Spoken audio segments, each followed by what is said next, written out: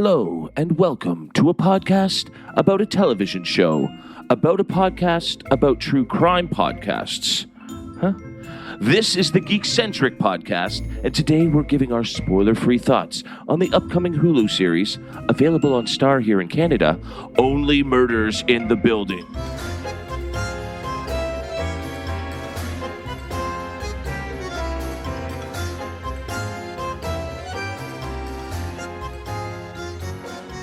Joining me today are two private investigators who pride themselves on being facilitators of all things Geekcentric. My co-hosts, Justin and Nate. Hey. Well, the show we're talking about today, again, is Only Murders in the Building. From the minds of Steve Martin, Dan Fogelman, and John Hoffman comes a comedic murder mystery series for the ages. Only Murders in the Building follows three strangers, Steve Martin, Martin Short, and Selena Gomez, who share an obsession with true crime and suddenly find themselves wrapped up in one. When a grisly death occurs inside their exclusive Upper West Side apartment building, the trio suspects murder and employs their precise knowledge of true crime to investigate the truth. You know, one of the very first lines of the show is, "It's not what it looks like." And that could definitely be said about this show. It's constantly challenging our expectations and what we think we know. Now, obviously, we can't delve into any specific plot details, but why don't we chug some gut milk and share our overall impressions on the show? Gut milk, yes. 13% alcohol, awesome. So good. That might be a spoiler. I like those nutrition drinks and whatnot, so if you threw some alcohol in it, I'd definitely be down to drink like some gut milk. A Bailey's almost, but like a little healthier. You know, exactly. I'm down. I don't know about you guys. I was really shocked by this show. Like, first, let's do a little time trip backwards to, looking forward in 2021, and Kevin drops this show on our radar.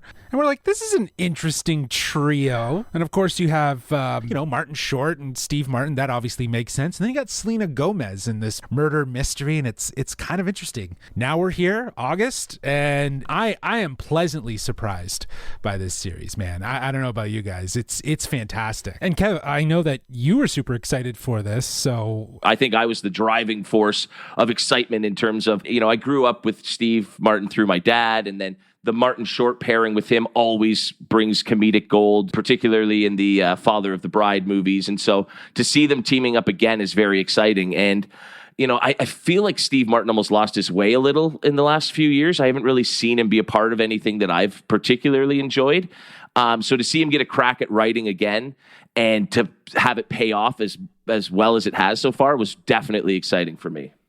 Yeah, man, I was so stoked, and honestly, like a big box of gut milk. This is a wonderful birthday gift for me because this is going to be dropping on August 31st, which is my birthday. It's like they planned it, but yeah, this was such a delightful surprise, and I think the you called it the pairing of Martin Short and Steve Martin. They're so excellent together, and I know they've been acting together for such a long time. But for me, I've not really seen them act a lot at this age. And so seeing them at this age and then how much that really does play into their characters, it was just so fantastic seeing them struggle with like technology and just like all the different really quirky ways that they played off each other, but also just how much you believe in their characters because of their age and how much they've experienced and lived through. It was fantastic. I just loved seeing them reminisce in their of their younger days, their or of their days when they were at the good old days when they were at their peak. And that's kind of a through line in terms of some of the funnier moments throughout the show. Yeah, it is very meta. The show has a lot of meta qualities to it, and that I think is one of the many. But it's great to see these two back in action and kind of playing characters that we kind of expect them to play. Right? Like, I think the characters that they are of Charles and Oliver, they're very conducive to the kind of roles that they've played in the past. You have Charles, played by Steve Martin, who's just, a washed up actor, right? And he's lost his way, very much to how you've described Steve Martin. And you have someone like Oliver, played by Martin Short, who has this sort of over-the-top theater director attitude, who's super critical of others, but then is like super insecure. They're playing characters that they've already previously played, but with like a real interesting twist on top of it, layering in that sort of meta, like they are old. You know what I mean? They've been around the block, kind of, if you will. Justin, that was great. If you could run that back, we're going to do that a little bit. Can you do it a little slower this time, please? I just love how every single moment with all these different characters, there's these serious, really dramatic moments, and freaking Oliver is just like, okay, hold on, less crying, please. Like, we can't really understand you. It's so well done. Yeah, it's so well done. Well, and because, they are putting together their own podcast as this adventure unfolds. And that's what I think the brilliant part about this show is that I think it's going to appeal to people of all ages, because you're going to get somebody like my dad who A, grew up loving Steve Martin, but also B, grew up watching the kind of cop shows, detective shows that Steve Martin's character is playing, the Rockford Files type character, Kojak. But then it's also got, I think that's why Selena Gomez's character is so important, because the driving force of the show is that meta podcast narrative that they weave through everything. And so I think that's where they're going to grab the younger audiences, just in that it is, again, the old guys trying to adapt to this new world. So again, there's a bit of everything for everyone. And I will say I was a little bit nervous with Selena Gomez at first, just in the sense of she's come from acting. She started in acting with Wizards of Waverly Place, obviously this is so different from that. Sure. But her character, at first I was a little bit. I couldn't get into. I couldn't align with her, and she was very standoffish. She very, very much monotone. Very much speaks like this a lot, and she's very distant. But as the show goes on, there's a reason for it. There's a right? reason why. But she is so. Like, she's great. Like, I was actually pleasantly surprised by her, and I just thought she did such a fantastic job, to the point where I'm like, I want to see more Selena Gomez in these shows, in these dramatic shows. So fantastic work there. Yeah, I felt like when I heard about it originally, it felt a little bit of like stunt casting. But really, at the end of the day, she balances out these two veterans, right? But she holds her own. She's, super cynical. She's sharp-tongued. Right. And she really does bring that millennial quality to her character of Mabel. She's paired with these older guys, and she has an older lady name, like Mabel. You know what I mean? Like, that's a great joke in that first episode. I know, for sure. Yeah. What's your real? Oh, that is your real name, right? Yeah. I know. I thought it was so funny. Now, I will say, I think with Steve Martin and Martin Short, nobody in the world could play these two characters and play these two characters together like them.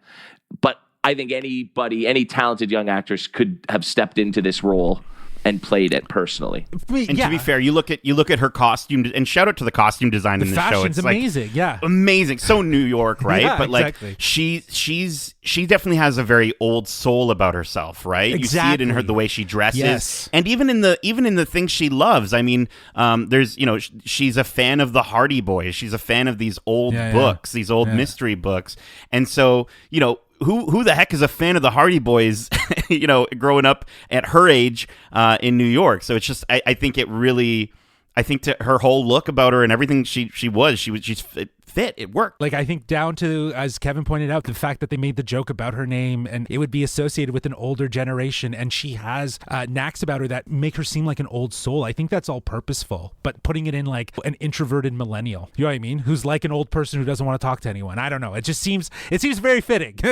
I'm jumping in here really quickly because I would just like to say that she's only 6 years younger than me myself. So I guess her character would be about the same age, late 20s, very early 30s. But I read those Hardy Boy books. It was really neat for me to see them all, because my dad had about 5 or 6 that I actually got from him when I was a kid and read them. And so it was neat to see those and to see them play a role in the show. It was very cool.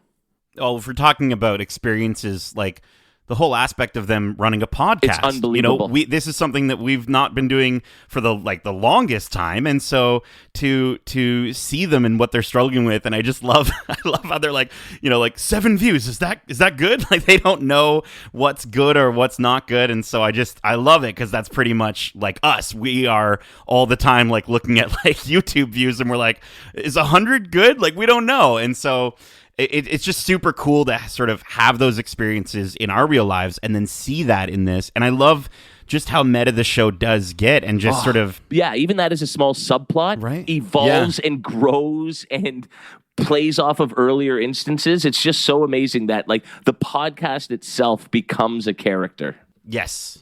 and also the cast, it grows naturally, right? And we start to see, we're introduced to not just our trio of main characters, we actually get a few more, and I think the surrounding cast does such a great job as well. They're an absolute highlight and delight, and very surprising. Yes, in some there's instances. some good cameos. For sure. Yeah, and really cool, and some good payoffs for that. So I don't know. I really like that they play with the fad of like true crime podcasts. While also implementing like a fun take of like the whodunit mystery, which has also kind of picked up some traction with like Knives Out and more movies like that kind of coming out. But just this sort of quirky, fun parody style. Like it reminds me of Rear Window with a bit of like a Woody Allen-esque sort of comedic touch, right? Well, that was what I really was looking forward to most, right? Was because of Manhattan Murder Mystery. And it's a very similar idea in the beginning that fortunately they completely spin off and make a completely original take on that sort of small idea of somebody in your apartment gets murdered. What do you do about it? But that's what got me most excited about the show, and so to see them grow from that and change it was awesome. Also, just the way it's centered around this apartment complex, which is called the Arconia. It's the perfect metaphor for what New York is, right? Living on top of each other. It's so claustrophobic. Everyone's in everyone's business. It has that sort of murder mystery quality already written into it. Like if you think about it, it could be a pretty cool board game too. Yeah, like a Clue-esque kind of board game. Good you almost idea. have to like record your own podcast as you're playing the game or something to listen back. Wow, we just sold them a huge game, bro. They're going to totally pick that up. Speaking of selling things, though, there are a lot of iPads and iPhones in this show. I thought that this was an Apple TV Plus show as I was watching it, so Especially I was so how surprised. heavy it was. We were talking about this the other day, Nate, and it might have been something that they prepped themselves, and Hulu came in and offered a better price. They got that For Disney sure. money now, right? So Right, but I mean, it does, as we said, it does play into the narrative. There's a lot of moments where technology, obviously recording a podcast is super important, and you see them kind I of want struggle that through mic it. that he has. Like that It's a- big that's a- boom mic that he walks Yeah. around with. He runs It's like, around could you with. say that again one then more just- time. Like, could you please get one so we can use it at conventions? That would be the so best.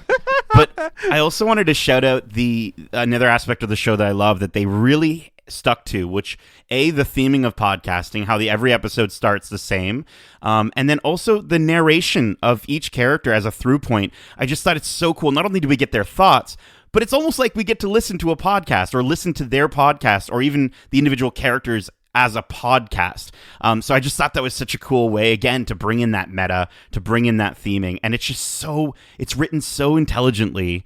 I was just, dude, it's fantastic. I'm so excited that we got to see the episodes that we got to see, and huge shout out to I guess this would be 20th Century Studios and Disney for hooking us up. Yeah. So cool. Oh yeah, it was such a joy to be able to get as many episodes as we were, because I think if I had one or two, I found myself I fell really quickly into everything that was going on and wanted to learn as much as I could. And so if just one episode at a time, that would have been really stressful. But we'll get to that actually in just a couple minutes. I wanted to make one more point about the show, and obviously I can't say anything about it, but there is an episode of this television show that has got to be in my top 5, if not top 3 episodes of all time in its ingenuity, in its uniqueness, in its creativity. I won't even say what episode it is so as to not have people's expectations sort of get, run amok, but you would agree, that one episode in particular is just mind-bogglingly good. Yeah. I know the one. It's 100%. It plays into the theme of what the show does really well, and it plays with thematics of really give off more of a different experience to how the episode comes to life. So I agree with you, Kev. There is some craftiness of how this is written really for screen in a very purposeful manner. And I think again, without giving spoilers, I do think that I love when shows do that, when they take a minute, when they take a beat to give you a different experience that's separate from the one you've been going on this entire journey, 100%. but still plays in so integrally into this story, especially with the kind of story that it is. Dude, so good. I can't wait till we can got to talk about spoilers like at some point when the show's out. Maybe can we try to do something? That would Maybe be when it fun, wraps? because I have really so hard. much Do like to a say finale? about details. Absolutely. Yeah, when the finale comes out, maybe we do like a whole season review or something. I think so. I think it's safe to say that we'll come back to this and we'll talk about it in full spoilers. listeners, because the show's great. Like, it's a lot of fun. It's actually refreshing. And they're a half hour each. And I will tell you, the Apple TV has a little feature where you can tap the center button and it shows you how much time is remaining in the episode. And I found myself doing that probably at almost every episode that we got. And I kept tapping on it and then seeing oh my gosh, there's only 5 minutes left. It just flies by when you're watching these, especially when you binge them. So I would highly suggest to people, because I think the first 3 episodes are dropping. Well, so it's interesting you bring that up, because that was actually my question for the episode. We obviously all love the show and have already started recommending it to people so that they can watch the second the first episode comes out. But given how much we enjoyed it and how we were able to watch it, my question today is, how would you recommend people watch this? Should they tune in instantly and watch weekly, or should they wait for all 10 episodes so that they could binge the hell out of it like we did? That's a good question to be asking, because especially how we experienced it. But I will say, as I watched it, I was thinking, how would this be if it was each week I was waiting for the next episode? I do think that there is a fun experience of waiting to next week to see the episode. And in all honesty, the mystery is so intriguing and it's fun, and they're fun. There's so much more to it that you can really take away on a weekly basis. But at the end of the day, I don't know, someone like your dad probably would want to watch this all when it's done rather than wait week by week. Oh, you know? Well, that makes what I'm about to say sound incredibly mean then. I was going to say, if you are like to watch shows alone and you have no friends, maybe if you just like to watch shows alone, binge it. But I do think there's something to be said. I mean, again, we talk about this whole idea of meta-narrative. The main 3 characters, how much their eyes light up and how much this spark happens when they discover their shared passion for this crime podcast that they all love to listen to. Sure. And they share their theories back and forth. If you want to have that experience, you can have that experience with all of your friends. The moment we came together yesterday as of this recording, we couldn't, the first thing I said to Kevin was something about the show, and we needed to talk about it. And so I definitely think if you have a group of friends or even just a family member that you want to watch this with, that you can share those theories back and forth, absolutely watch it as a group and watch it week to week so you can have that time to talk. Yeah, it's good. There's connectivity. Yeah. You've changed my mind here, because, I'm a big binger. That's just what we do. And Sarah and I watched the entire run of this, show in 5 hours and 10 minutes. Basically, there was a couple pee breaks, and we just hammered through the whole thing as quickly as we could. But now that I think about it, that time for reflection after reveals and things at the end of episode would be fun. You could almost start, you could almost have your own map and start plotting out things like the characters do with the crime podcast that they listen to. So yeah, I've been swayed. I would say get on this as soon as you can, because it's such a fun ride. Yeah, 100%. Don't wait. Get in, watch it right away. Now, like a good murder mystery, a good podcast unpeels itself. So I'd say this is a good time to give our overall score for the show. Today, we're going to give a ranking out of 5 feet of police crime scene tape. Okay. All right. I was trying to think of something a little outside the box. This show is a delightful surprise. It'll blow your mind. I love what you said in terms of it being about, it great for so many different people of so many different ages. I think the show does such a great job with representing the concepts of age, but also the ability to make friends with people of any age, I think is something that is really not discussed, especially amongst younger folks in the world. And so I think this tackles that, right? Yeah, but it tackles this so well. And I just love how sincere the show is, how much how bold it is, and how much it chooses to really go do different things, really different ways of telling the story. And again, I'm a huge fan of meta narratives. The moment you can sit me down in front of a screen and I can be like, I feel just like the character I'm watching so many times. And this show does it multiple times with different characters.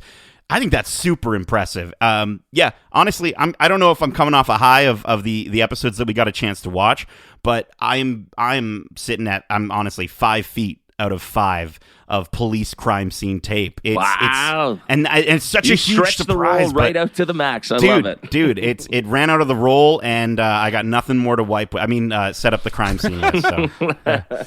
Very good. Wow, that's it can't get any better than that. Well, yeah, I would say this show is a surprise. Like you everything Nate said is absolutely accurate. It's a total surprise and delight. It's a lot of fun, and as much as the murder mystery and the aspect of the podcast and so on is really intriguing, these characters are really intriguing because Charles, Oliver, and Mabel, they are an odd trio that are of just loners. They're desperately in search of a purpose, and each are dealing with issues, identity issues, self-worth, having distant or broken relationships with others, and in this weirdness of what they have appreciation and this shared love for this podcast, they come together and they become one through this process. They are figuring out themselves just as much. So it's really interesting how the podcast seems to give them purpose. And I found pretty much the perfect quote that really summarizes this show. And it's actually from the trailer. And sometimes it's easier to figure out someone else's secret than it is to deal with your own. So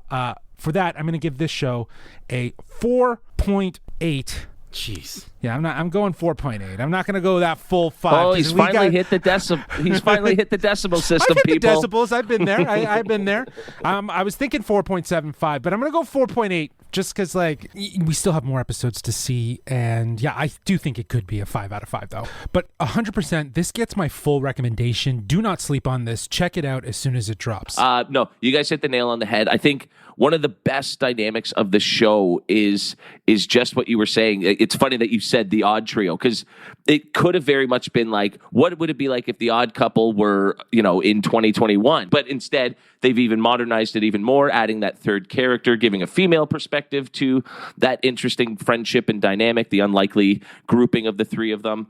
But I think more importantly, somehow they've taken what on paper would sound like a really outlandish, really silly sort of premise, like super unrealistic, but they've in this contained world made everything seem entirely plausible, and that's, I think, a real accomplishment, because it could seem really silly, but it doesn't. It's engaging, and you hit the nail on the head too, Justin. There's so much more than just the main mystery going on. There's the mystery of the characters, and finding that out week by week is going to be a really fun ride for everyone. Yeah, this is a huge recommend for me to just about anybody.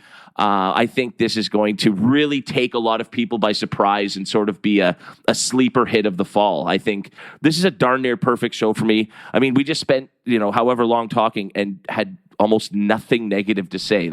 When does that ever happen? So, and that's not just because we got it early. Like, it is it's genuinely fun and engaging and well written. It really is. Yeah, I have no problem tooting its horn. With that said, I'm going to give it a 4.9 out of 5 feet of policed crime scene tape. So close. We're just skirting by. Nate is so unimpressed. That said, there you have it, our spoiler-free review for Only Murders in the Building. The show premieres on Hulu and Star on August 31st, September 3rd in some markets, I believe. So sorry to those who have to wait an extra 4 days. Thank you for tuning in wherever you listen to podcasts. If you haven't already, be sure to subscribe and leave us a glowing review. Or perhaps there might be another murder investigation afoot. Ooh, was that too threatening? I apologize. We'd also love to know what you thought about this fantastic mystery show once you're able to check it out. Could you figure out who done it before any of the characters? And do you listen to any true crime podcasts? If so, let us know. We're always looking for fun recommendations. Yeah, I'd love to know one. Yeah, I've never heard anything like they're listening to. I'd love to check one out. I've listened to Serial. There's a lot. There's a lot out there. But yeah, you can reach us at wearegeekcentric@gmail.com. That's wearegeekcentric@gmail.com. Or if that's a bit too old man in a flat-brimmed hat for you, hit us up on Twitter at GeekcentricYT and on Instagram at WeAreGeekcentric. And remember, we have just a ton of podcasts to check out. There's our spoiler-free review of Shang-Chi, where we let you know if it lives up to the hype, as well as our watch club for episode 2 of What If, and episode 3 is right around the corner. Justin also sat down for an entertaining and informative interview with Hollywood producer and friend of the program, Andy Horowitz. So check that out. You are going to learn so much about the ins and outs of the business. It is a great listen. Justin, Nate, and everyone listening, I appreciate you. Until next time, unless something mysterious happens. I remember one time I had a few cocktails, and then I ended every podcast by saying, love ya. Get home safe, guys. Peace.